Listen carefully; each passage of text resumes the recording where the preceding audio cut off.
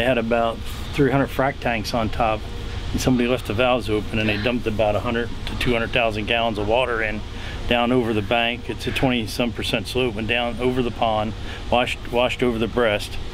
They didn't notify me about it. DEP rep was up there just doing a customary inspection, and he saw it. So he made a note of it, and 4 days later they were starting to frack the well, and they dumped 500 gallons, 36% hydrochloric acid in. And that saturated in. And the frack water was used before. It was for chlorides and stratum and borium. That went in the pond, killed everything. It was loaded with fish, flowers, everything. So that's where it started. And the water's been running in it since the day that they did it. That was in March of '09.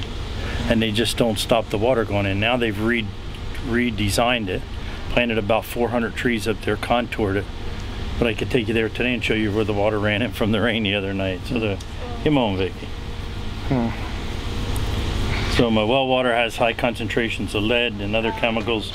I'm in a water study with Duke University, with Drexel University, and now next week or 2 weeks EPA is coming up again. They took samples of the pond and the water, so they're going to come up and take follow-up. Have they taken responsibility for it and provided? Well, they've had to take responsibility for the pond, but they've done nothing for me. No.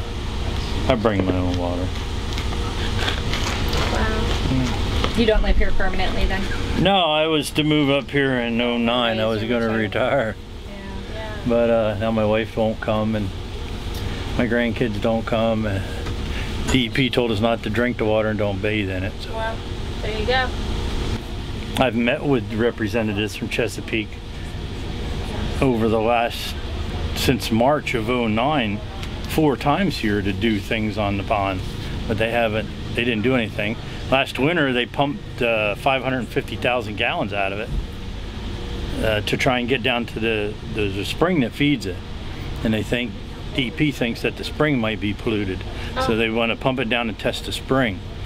But I don't know if they don't know what winter is, but when they pumped the water out, the 10 inches ice that was on it went down in it. It looked like a cereal bowl, and they couldn't get to the spring, so it filled back up.